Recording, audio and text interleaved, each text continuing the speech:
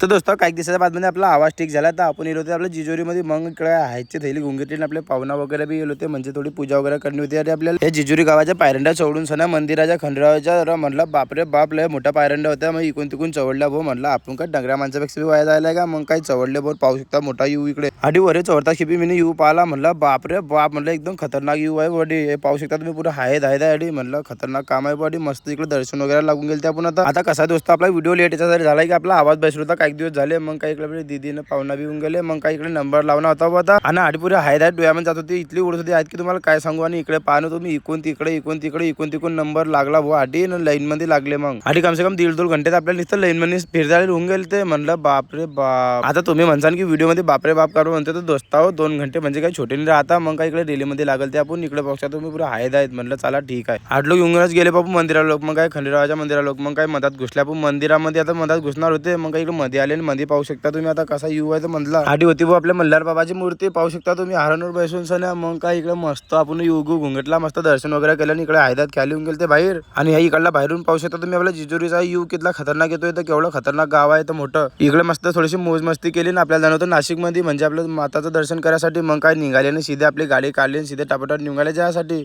दोस्ता भेटता पुढल्या ब्लॉक मध्ये.